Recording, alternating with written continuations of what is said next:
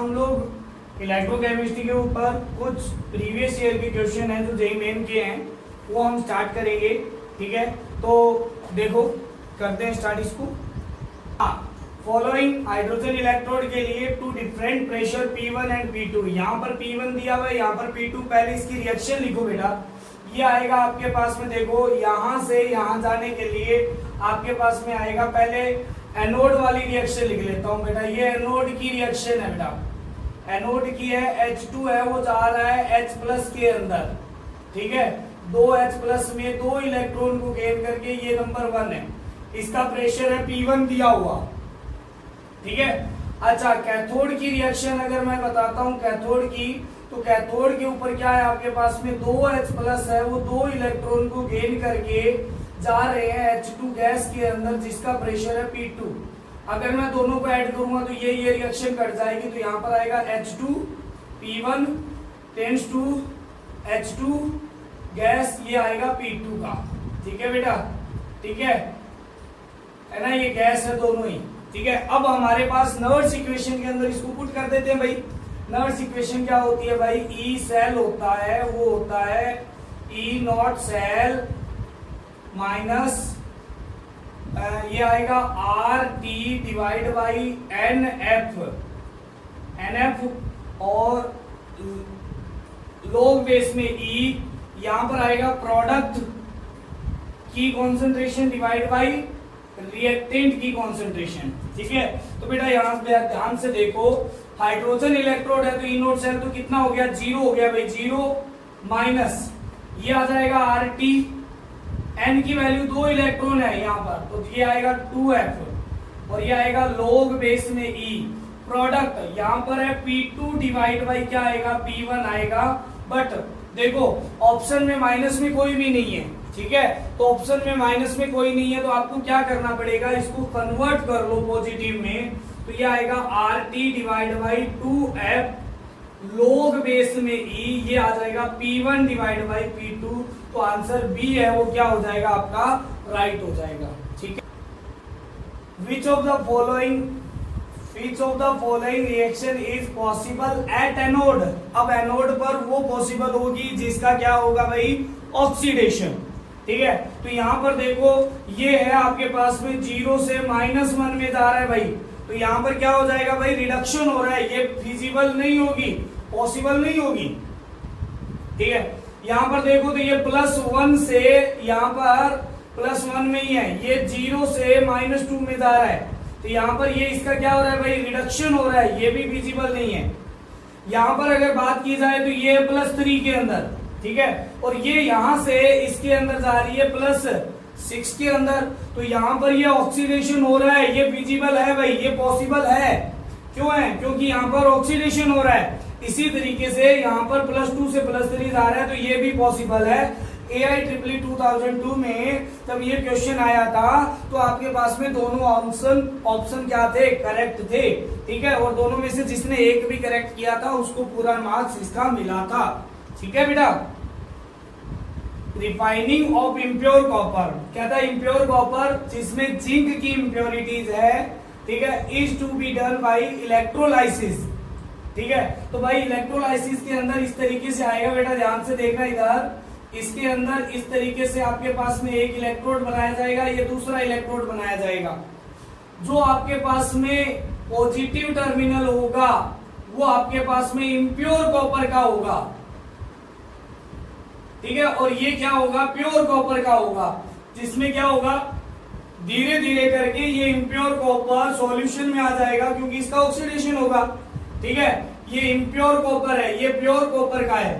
ठीक है, फिर इसमें से जो सॉल्यूशन आ गया, सॉल्यूशन में +2 आयन आ गए हैं, ये बेटा वापस क्या हो जाएंगे, 2 इलेक्ट्रॉन गेन करके वापस इसके ऊपर जाके इकट्ठा होने लग जाएंगे। तो धीरे धीरे क्या होगा, धीरे धीरे ये वाला इलेक्ट्रोड तो पतला होता जाएगा और ये वाला इलेक्ट्रोड क्या होता जाएगा, मोटा होता जाएगा। ये मोटा, ये पतला होता जाएगा।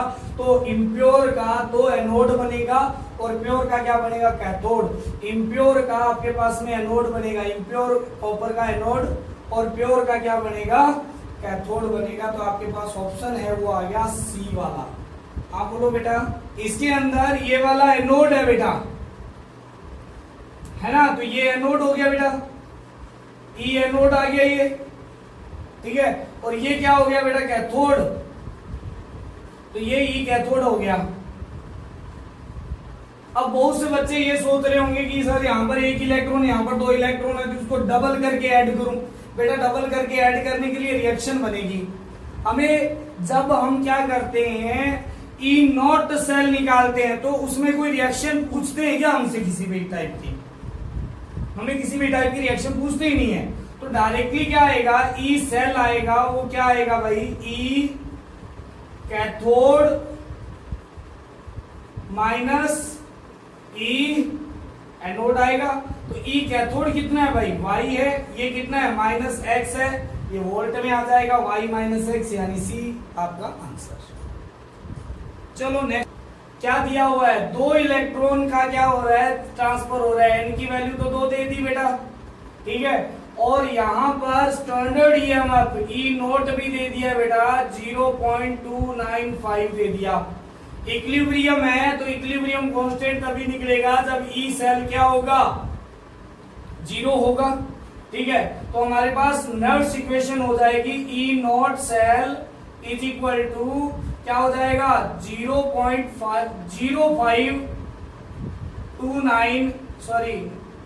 9 डिवाइड बाई एन की वैल्यू 2 एन, और यहां पर आएगा लॉग, क्या आएगा बेटा, के इक्विलिब्रियम बेस में 10, ये वैल्यू दी हुई है 0.295, है ना, is equal to 0.059 divide by 2, और ये आएगा log बेस में 10 के इक्विलिब्रियम। तो यहाँ पर log बेस में 10 के इक्विलिब्रियम की वैल्यू आ रही है 2 इंटू 0.295 डिवाइड बाई 0.095, ठीक है। तो जब इसको सॉल्व करोगे तो ये आएगा 10, इसको, है ना, इसको 0.30, इसको मान लो 0. क्या मान लो 6, तो ये आएगा 1/, कितना आएगा 1/2, 0.2, वो आ जाएगा 10, तो ये आएगा log बेस में 10 के इक्विलिब्रियम। तो के इक्विलिब्रियम कितना आ जाएगा बेटा, 10 की पावर 10, तो ये आ जाएगा बी आंसर आपका, ठीक है। पावर का मतलब है रिड्यूसिंग एजेंट, और बेटा रिड्यूसिंग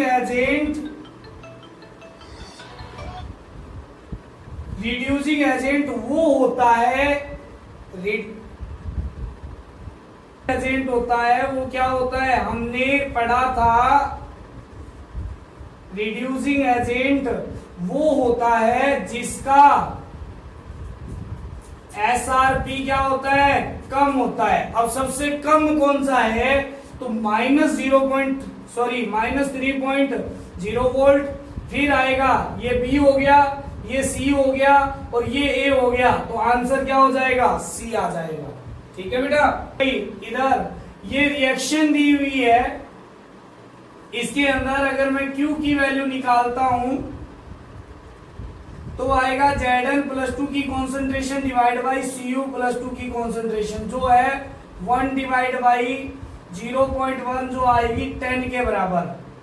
ई नोट सेल भी दिया हुआ है, कितना दिया हुआ है भाई, ई नोट सेल दिया हुआ है बेटा आपके पास 1.10 वोल्ट, ठीक है, और सब वैल्यू दी हुई है आपके पास में। इसको हमने क्या मानना है, 0.059 मानना है, ठीक है। तो नर्स इक्वेशन से ई सेल निकालते हैं बेटा, ई सेल आएगा आपके पास में, ई नोट सेल वो आता है 1.10 माइनस 0.0591 डिवाइड बाई, देखो बेटा यहाँ पर इसकी वैल्यू कितनी है, एन की वैल्यू कितनी है, 2 इलेक्ट्रॉन का ट्रांसफर हो रहा है बेटा यहाँ पर, तो एन की वैल्यू 2 log बेस में 10, यहाँ पर आया 10, ठीक है। तो ई ऑफ सेल आ जाएगा, वो आ जाएगा 1.10 माइनस इसकी वैल्यू 1, इसको डिवाइड किया तो ये आया 0.03 के आसपास, है ना, ठीक है, ये आपके पास में। तो यहाँ पर आएगा 1.07 वोल्ट, इसकी वैल्यू आ जाएगी 1, ठीक है। ई सेल की वैल्यू आ गई ये वाली आपके पास, तो ऑप्शन ए है वो राइट हो जाएगा बेटा आपके पास। हाँ, इलेक्ट्रोलाइटिक यहाँ पर है +1, ठीक है, तो भाई आपके पास में देखो Ag+1 है, इसमें एक इलेक्ट्रॉन चार्ज का फ्लो करवाने पर 1 मोल आपके पास में Ag बनता है, यानी 1 मोल इलेक्ट्रॉन का फ्लो हुआ तब 1 मोल Ag+ बना, Ag सॉलिड बना। 1 मोल का मतलब है 96500 कूलाम चार्ज का फ्लो हुआ तब 108 ग्राम क्या बना, Ag बना, क्योंकि 1 मोल का मतलब यही होता है। 1 कूलाम के फ्लो से आपके पास में बना 108 divide by 96500 gram Ag formation हुआ, किसके ऊपर, इलेक्ट्रोड के ऊपर। तो भाई आपके पास में ये तो वैल्यू हो गई Z की। हमारे पास में तो ये निकाला हुआ है कि 96550 कूलाम को जब क्या करेंगे, ट्रांसफर करेंगे, तब आपके पास में कितना मास बनेगा। ठीक है, तो 9650 कूलाम को जब करेंगे तो ये बनेगा 108 डिवाइड बाई 96500 इंटू 9650। ठीक है, तो ये गया बेटा, इससे सिर्फ 10 आया नीचे, ये आया 10.8 ग्राम। बड़ा सिंपल आंसर था डी वाला। तो भाई यहां पर देखो Sn का क्या हो रहा है, यहां पर ऑक्सीडेशन हो रहा है ना। तो ये हो गया एनोड, ये हो गया एनोड, ठीक है, और ये हो गया क्या बेटा, कैथोड। ठीक है, और ई नॉट सेल होता है वो किसी भी रिएक्शन पे डिपेंड नहीं करता है, ये आएगा ई कैथोड माइनस ई एनोड। ई कैथोड कितना है भाई, ये 0.77 प्लस 0.14 वोल्ट। ठीक है, तो ये आ जाएगा बेटा 0.91 वोल्ट। ठीक है, आंसर सी। स्टैंडर्ड ईएमएफ निकालना है, एक इलेक्ट्रॉन यानी एन की वैल्यू दे दी है बेटा 1, है ना भाई। देखो involving one found to be इतना, ये स्टैंडर्ड ईएमएफ दे दिया, ई नॉट सेल दे दिया भाई ये 0.591 और 25 डिग्री सेल्सियस टेम्परेचर है। इक्विलिब्रियम कांस्टेंट निकालना है, इसका मतलब ई सेल तो कितना हो गया बेटा, 0 हो गया। रख दो बेटा इसके अंदर, आप रख दो इसको नॉर्स इक्वेशन में। नॉर्स इक्वेशन आती है ई नॉट सेल बराबर आएगा, ये आ जाएगा 0.0591 divide by N log base में 10 के इक्विलिब्रियम। ठीक है, तो ये आएगा बेटा इसमें 0.591, ये आएगा 0.0591 divide by 1 log of base में 10 के इक्विलिब्रियम। जब इसको इससे काटोगे तो ये आया 10। ठीक है, तो लॉग बेस में 10 के इक्विलिब्रियम की वैल्यू आ गई आपके पास में 10, तो के इक्विलिब्रियम आ गया बेटा 10 की पावर 10 आ गया। तो आंसर क्या हो जाएगा, ए नहीं आएगा बेटा, सी आ जाएगा। ठीक है, कार्ल-राउस के लॉ के ऊपर है। कार्ल-राउस का लॉ क्या कहता है, इंफिनिटी डाइल्यूशन के ऊपर जो मोलर कॉन्सेंट्रेशन ऑफ NaCl है वो आएगी बेटा Na+ की वजह से इंफिनिटी डाइल्यूशन पर, कैटाइन की वजह से मोलर कॉन्सेंट्रेशन और एनाइन की वजह से मोलर कॉन्सेंट्रेशन। इसी प्रकार से आप क्या लिख लो, KBr की लिख लो, तो यहां पर आएगा K+ की वजह से प्लस Br माइनस K, और ऐसे ही आएगा KCl की वजह से इनफाइनाइट डाइल्यूशन पर क्या आ जाएगा, K+ और ये आएगा Cl माइनस। आपको निकालना क्या है, NaBr का निकालना है मोलर कॉन्सेंट्रेशन। ये बेटा इस तरीके से आपके पास दिया हुआ, ये इनफाइनाइट डाइल्यूशन है बेटा, है लिमिटिंग मोलर कंडक्टिविटी, मतलब इनफाइनाइट डाइल्यूशन पर मोलर कंडक्टेंस। ठीक है, तो यहां पर आपके, हाँ यहां पर आएगा, हमें निकालना क्या है, हमें निकालना है NaBr का निकालना है। तो हमें चाहिए बेटा ये वाला Na+ और Br माइनस ये चाहिए, और बाकी सबको हटाना है। तो ये कैसे आएगा भाई, ये आएगा आपके पास में जब फर्स्ट सेकंड को ऐड करके माइनस क्या कर दूं, थर्ड कर दूं। ठीक है, तो फर्स्ट प्लस सेकंड और माइनस क्या कर दो, थर्ड कर दो भाई, ठीक है। तो फर्स्ट में ऐड करोगे तो ये आएगा NaCl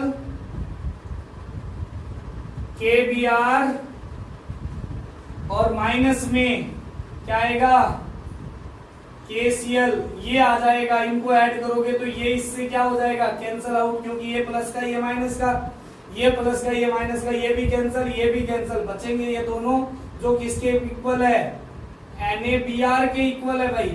तो इनकी वैल्यू देख लो, ये 126 plus 152 minus 150 is equal to, ये आएगा NaBr। बेटा इनको ऐड करोगे तो ये आएगा 128 siemens centimetre square mole inverse. Option A is the right. क्या है ना भाई, यहाँ पर इक्विलिब्रियम लगा हुआ है ये, ठीक है। तो एक बात तो ध्यान में रखो, H2SO4 ऐड कर रहे हैं।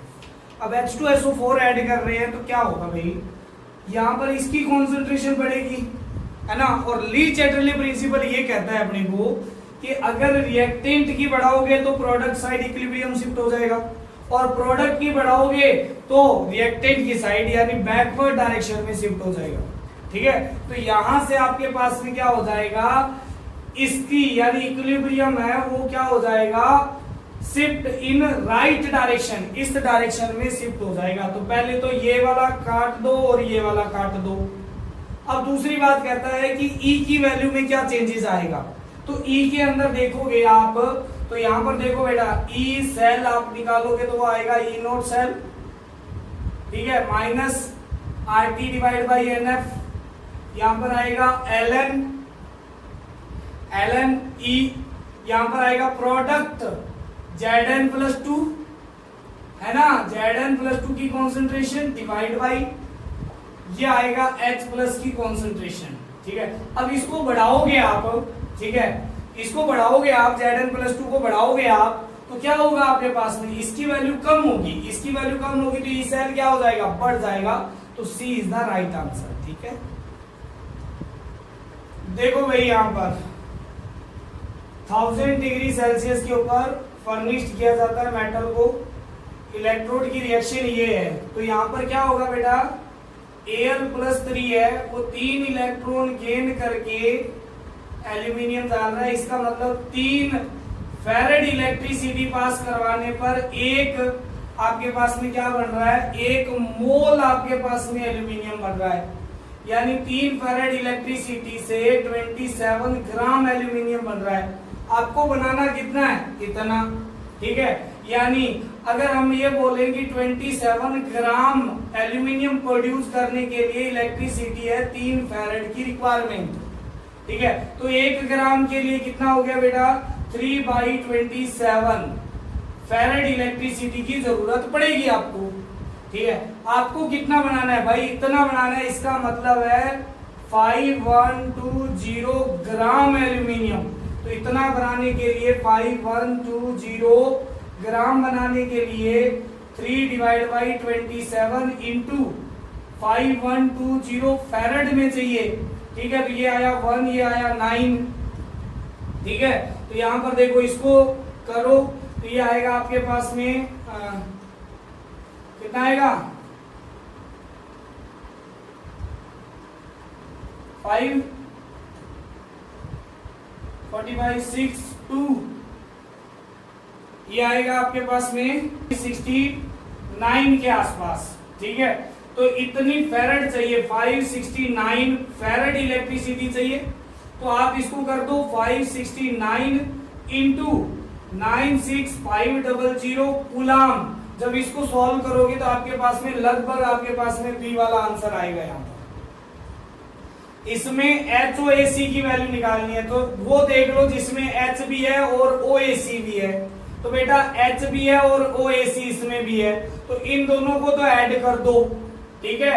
इन दोनों को तो क्या कर दो, ऐड कर दो, ठीक है। Molar concentration of HCl plus infinite dilution पर NaOAC,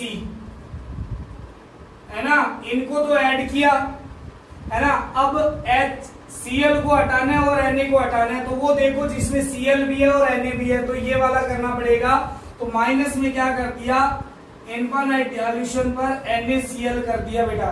तो अब देखो इसकी वैल्यू कितनी है, ये है 426.2 और ये है आपके पास में 91 माइनस 126.5। तो जब इसको सॉल्व करोगे तो आपके पास में आंसर आएगा 390.7, साथ में आएगा आपके पास siemens centimetre square mole inverse. ठीक है, तो ये आएगा डी आंसर आपका। भाई स्पॉन्टेनियस रिएक्शन है, स्पॉन्टेनियस रिएक्शन के लिए आपके पास डेफिनेटली डेल्टा जी क्या होगा, लेस देन 0 आएगा, नेगेटिव आएगा, मतलब इक्विलिब्रियम कांस्टेंट। कोई भी स्पॉन्टेनियस रिएक्शन होती है इसके लिए इक्विलिब्रियम कांस्टेंट होता है हमेशा 1 से बड़ा, भले ही 0.00000 है ना, ऐसा नहीं आएगा, 1 से बड़ा आएगा हमेशा स्पॉन्टेनियस रिएक्शन के लिए। ठीक है, और ई सेल है वो कितना आएगा बेटा, ये भी आपके पास में क्या आएगा, पॉजिटिव आएगा, क्योंकि डेल्टा जी अगर नेगेटिव है तो ये डेफिनेटली क्या आएगा, पॉजिटिव आएगा। तो डेफिनेटली ऑप्शन क्या हो जाएगा आपके पास में, बी आ जाएगा। ठीक है बेटा, सी ऑप्शन सही है। क्वेश्चन के अंदर दिया हुआ है कंप्लीट डिस्चार्ज। कंप्लीट डिस्चार्ज का मतलब है ई सेल हो गया वो आपके पास में कितना हो गया, 0 हो गया। तो नर्स इक्वेशन के अंदर पुट कर दो भाई, यहाँ पर नर्स इक्वेशन के अंदर तो ई सेल कितना हो गया, 0। तो ई नॉट सेल इक्वल टू क्या आ जाएगा भाई, ये आ जाएगा 0.059 डिवाइड बाई एन। एन यहाँ पर आएगा 2, ठीक है, log बेस में 10, यहाँ पर आएगा Zn प्लस 2 डिवाइड बाई ये आएगा Cu प्लस 2, जिसकी वैल्यू आपको निकालनी है भाई। यहाँ पर ये दिया हुआ है, कितना दिया हुआ है, 1.10, यहाँ पर आ जाएगा डिवाइड में 0.06 ले लेता हूं इसको, इनटू में 2 चला जाएगा, यहाँ पर आएगा log बेस में 10 Zn plus 2 divide by Cu plus 2 की कॉन्सेंट्रेशन का रेशियो, जो चीज हमें निकालनी है। ठीक है, अब इसको सॉल्व कर लो, ये आया भाई 0.03। ठीक है, अब देखो यहाँ पर इसको काट दिया तो ये आया 110 डिवाइड बाई 3। ठीक है, यहाँ पर आया log बेस में 10, ये आया Zn plus 2 divide by copper की पावर प्लस 2। ठीक है, सॉरी कॉपर प्लस 2 आयन। तो जब इसको सॉल्व करोगे तो ये आएगा 37.8 और यहां पर इसको हटाओगे तो ये आएगा 10 की पावर, ये आ गया Zn प्लस 2 की और Cu प्लस 2 की कॉन्सेंट्रेशन का रेशियो। तो सी आपका आंसर आ गया। आपको क्या निकालना है भाई, आपको निकालना है ये वाला, किसका, aqua solution of acetic acid CH3COOH। इसके निकालने के लिए आपको देखो ये वाला आयन इसमें आई गया, H प्लस आई गया इसमें, बट यहाँ पर Na और Cl को रिमूव करने के लिए आपको एक चीज और देनी चाहिए थी, NaCl का क्या, इनफाइनाइट डाइल्यूशन पर मोलर कंसंट्रेशन। तो ये दी हुई नहीं है, इसकी एडिशनल रिक्वायरमेंट है, तो ये आपका आंसर आ जाएगा। ठीक है, लगेगी सिंपल। ठीक है, क्या दिया हुआ है भाई, यहाँ पर ये कैथोड का काम कर रहा है, सॉरी ये एनोड का काम कर रहा है, ये एनोड हो गया बेटा, ये क्या हो गया बेटा, कैथोड हो गया, है ना। ठीक है, तो भाई यहाँ पर ई सेल निकाल लो बेटा, यहाँ से क्या निकाल लो बेटा, ई नॉट सेल निकालो बेटा। ई नॉट सेल आएगा आपके पास में ई कैथोड माइनस ई एनोड माइनस 0.42 माइनस, और ये हो जाएगा प्लस में 0.72, है ना। तो ये आ रहा है कितना आपके पास में 0.30। नर्स इक्वेशन में पुट कर दो भाई, नर्स इक्वेशन में आएगा ई सेल निकालना है बेटा आपको, है ना, सेल पोटेंशियल निकालना है ना। ठीक है, ये आ जाएगा E naught cell 30 minus 0.06 divide by n की वैल्यू कितनी है भाई, यहाँ पर बताओ जल्दी से, एन की वैल्यू है 3, है ना भाई, एन की वैल्यू 3 है या 6 है, आएगी 6 आएगी। क्यों आएगी बेटा, सी आर यहां से क्या हो रहा है बेटा, सी आर है वो प्लस 3, 0 से किस में जा रहा है, सी आर प्लस 3 में जा रहा है। 3 इलेक्ट्रॉन डोनेट करके, ये तो हुआ ऑक्सीडेशन एनोड की रिएक्शन। और दूसरी बार क्या हो रहा है, Fe है वो +2 है, 2 इलेक्ट्रॉन को गेन करके क्या कर रहा है, Fe सॉलिड में जा रहा है। ठीक है, तो यहां पर अगर देखा जाएगा तो ये इलेक्ट्रॉन को बराबर करने के लिए इसको 2 से और इसको किससे करना पड़ेगा, 3 से मल्टीप्लाई। ठीक है, तो यहां पर कंप्लीट रिएक्शन आ जाएगी 2Cr है ना प्लस 3Fe+2 है ना, और गिव्स यू क्या आ जाएगा 2Cr+3 और प्लस में 3Fe सॉलिड, ये चीज आ जाएगी। ठीक है, तो इसकी वैल्यू आ गई 6, इलेक्ट्रॉन की वैल्यू आ गई 6, कितने यहां पर आएगा log। अच्छा अब बताओ, अब अगर यहां पर आएगा तो क्रोमियम की पावर आएगी +3 की पावर आएगी 2, क्योंकि कॉफी जो यहां पर स्टाइक्योमेट्री होती है वो यहां पर आ जाती है और नीचे आ जाएगा Fe+2 की कंसंट्रेशन की पावर 3। ठीक है, तो अब देखो बेटा यहां पर ये आया 0.30 माइनस 0.01 और इसमें वैल्यू रखो log Cr+3 की वैल्यू, Cr+3 यानी इसकी वैल्यू आ जाएगी 0.1 की पावर 2 डिवाइड में ये आ जाएगा आपके पास में इसकी 0.01 की पावर कितनी आ जाएगी 3। तो अब इसको सॉल्व कर लो, अब इसको सॉल्व करो, कितना आएगा भाई ये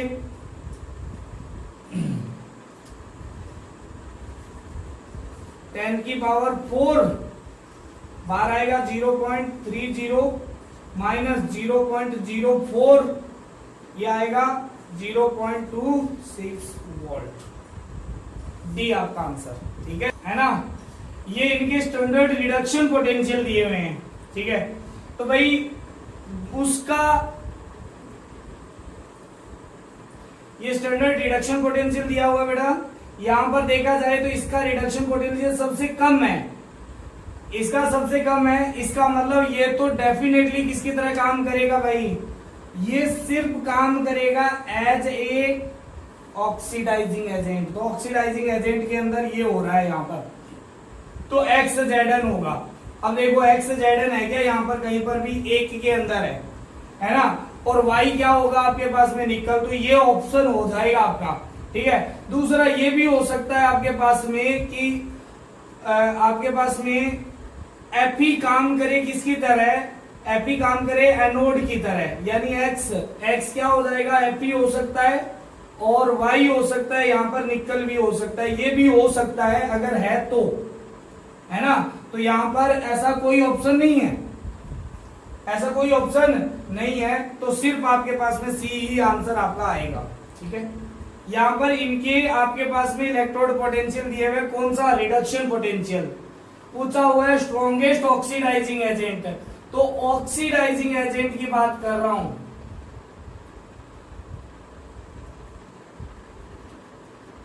ऑक्सीडाइजिंग एजेंट होता है बेटा डायरेक्टली प्रोपोर्शनल टू SRP।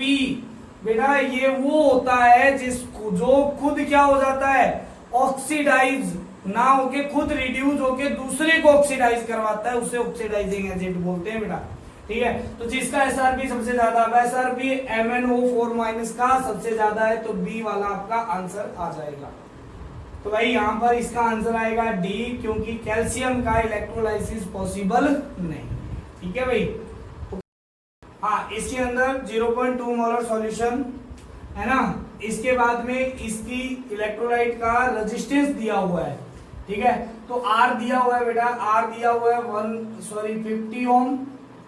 ठीक है, और स्पेसिफिक कंडक्टेंस दिया हुआ है, यानी कापा दिया हुआ है आपके पास में 1.4 सीमेंस मीटर इनवर्स, जिसे हम कन्वर्ट कर लेंगे किसके अंदर, सेंटीमीटर में, तो ये आएगा 1.4 इंटू 10⁻⁻² सीमेंस सेंटीमीटर इनवर्स।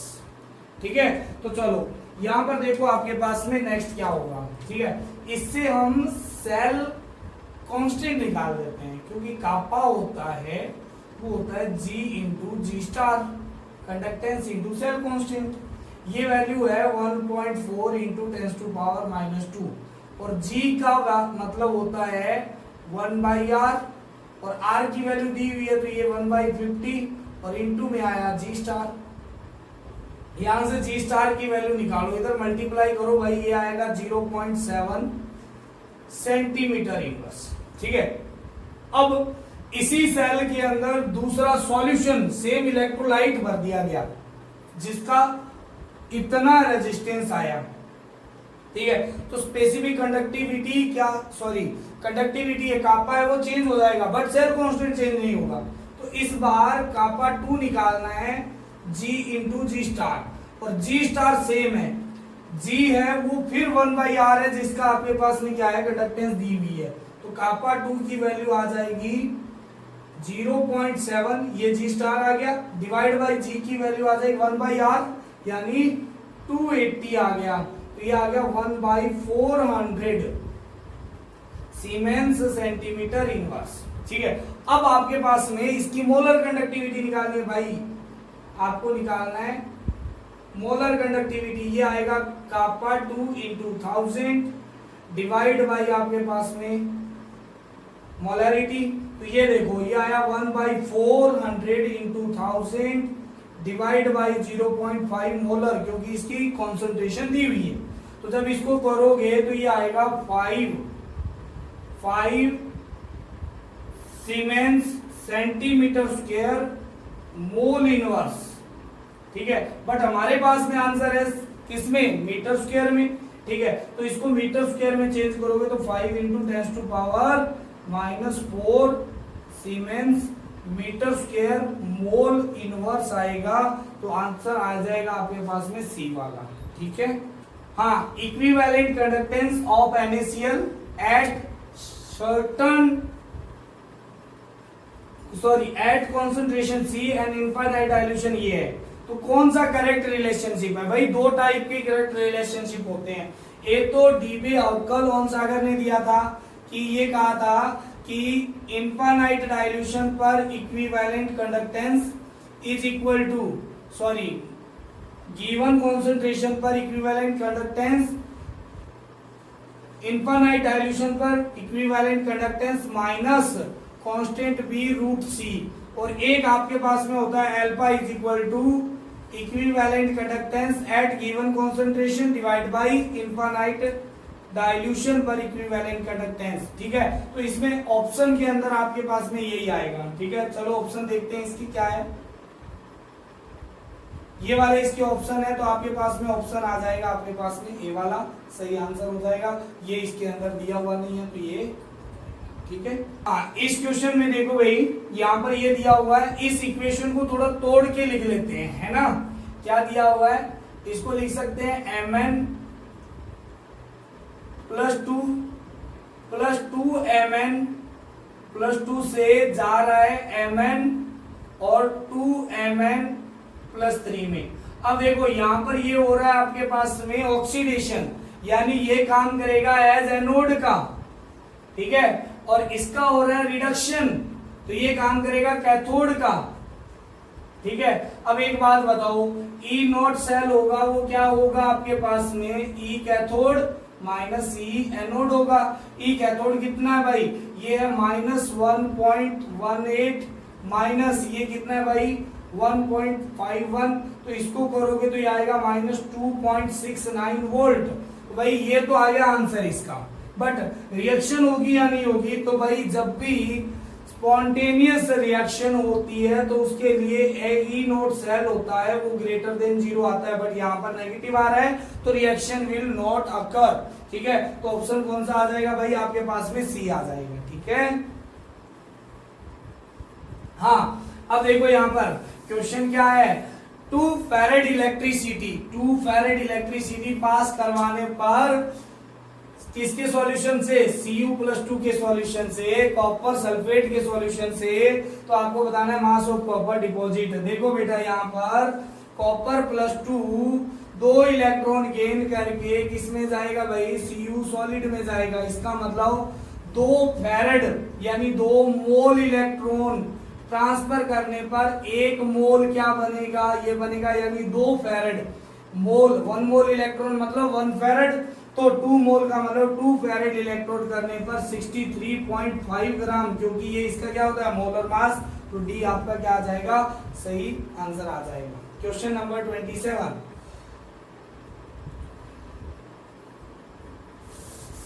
देखो भाई यहां पर galvanisation is applying for coating of, ठीक है भाई। गैल्वेनिक सेल के अंदर ऐसा होता है भाई, ठीक है, एक जिंक ली जाती है यहाँ पर रोड, एक ली जाती है कॉपर। कोटिंग का मतलब है इकट्ठा होना, तो देखो ये तो इसके अंदर डिजोल्व होना स्टार्ट हो जाएगी और यहाँ से कॉपर इसके ऊपर इकट्ठा हो जाएगा, तो यहाँ पर कॉपर की क्या हो जाती है, कोटिंग हो जाती है। तो किसके कोटिंग के लिए यूज की जा सकती है भाई, कॉपर के कोटिंग के लिए यूज की जा सकती है, तो इसका आंसर आ जाएगा कॉपर, ठीक है। नेक्स्ट क्वेश्चन है बेटा, देखो यहाँ पर क्या है, ये है कि स्ट्रॉन्गेस्ट रिड्यूसिंग एजेंट, तो भाई रिड्यूसिंग एजेंट होता है वो क्या होता है, इनवर्सली प्रोपोर्शनल टू एसआरपी होता है बेटा। जिसका एसआरपी कम होगा वो स्ट्रॉन्गेस्ट रिड्यूसिंग एजेंट होगा। क्यों, क्योंकि भाई वो खुद उतना आसानी से ऑक्सीडाइज हो जाएगा। तो यहां पर देखा जाए तो इसी का आपके पास में एसआरपी सबसे कम है, तो इसके अंदर आपके पास में क्रोमियम है, उसका क्या हो जाएगा आपके पास में, आसानी से क्या हो जाएगा आपके पास में ऑक्सीडाइजिंग हो जाएगा, ठीक है। तो ये आपके पास ऑप्शन आ जाएगा। तो ये थे क्वेश्चन कुछ जेईई मेन के, ठीक है, आप लोग इनको कंप्लीट कर लो, ठीक है। और कुछ क्वेश्चन हमने पहले भी जेईई मेन के नोट्स इक्वेशन के ऊपर किए हुए हैं, वो भी कंप्लीट कर लो। ये अपना चैप्टर है वो क्या हो जाता है यहाँ पर फिनिश हो जाता है। Thank you, have a nice day.